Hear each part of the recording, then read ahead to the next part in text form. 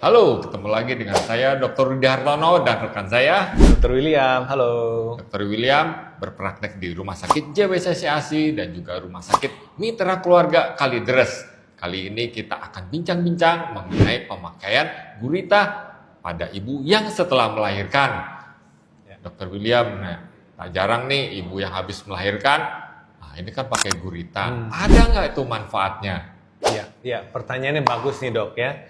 Jadi pemakaian gurita pada ibu pasca melahirkan sebenarnya memang bisa membuat ibunya itu lebih nyaman ya, nyerinya lebih minimal ya.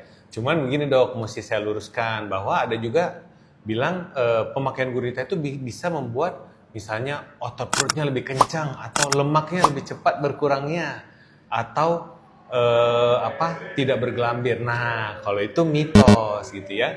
Jadi kalau otot perut lebih kencang atau tidak tergantung nanti setelah lahiran, ototnya sudah dilatih atau dengan baik atau tidak gitu ya. Ataupun misalnya lemaknya ya, tentu nggak mungkin dengan pemakaian gurita lemaknya bisa menghilang atau berkurang dengan sendirinya ya.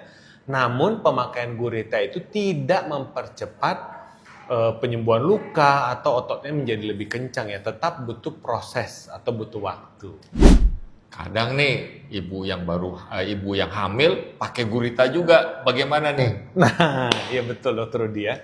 Nah sebenarnya kalau pada ibu hamil pakai gurita itu harus hati-hati ya, karena kalau terlalu sesak malah nggak bagus, bikin sesak pada ibu, aliran darah ini bisa berkurang ya. Yang lebih tepat dokter Rudi itu adalah pakai namanya maternity belt, maternity pregnancy belt. Jadi dia topang di bawah, itu pun harus sifatnya hanya menopang saja supaya perutnya tidak terlalu, karena gravitasi tidak terlalu jatuh ke bawah. Nah, kalau pakai maternity belt itu memang terbukti bisa mengurangi nyeri punggung, nyeri pinggang karena dibantu topang oleh maternity beltnya.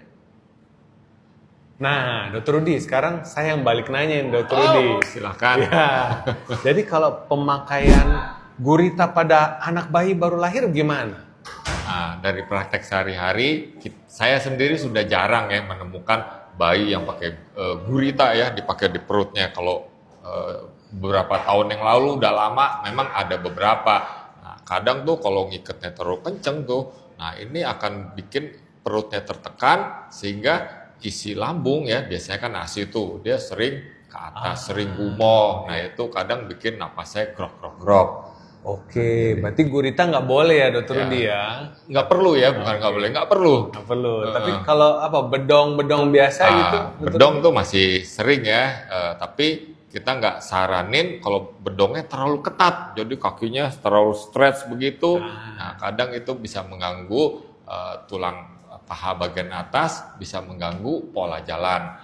Nah, kalau anaknya nyaman tanpa bedong, it's okay. Tapi kalau nyaman dengan bedong yang kendor, ya silakan. Jadi biar kakinya bisa gerak-gerak juga. Jadi sudah jelas ya. Semoga tips dari Dr. William dan juga dari saya bisa bermanfaat. Sampai ketemu di episode berikutnya. Semoga bermanfaat. Salam sehat.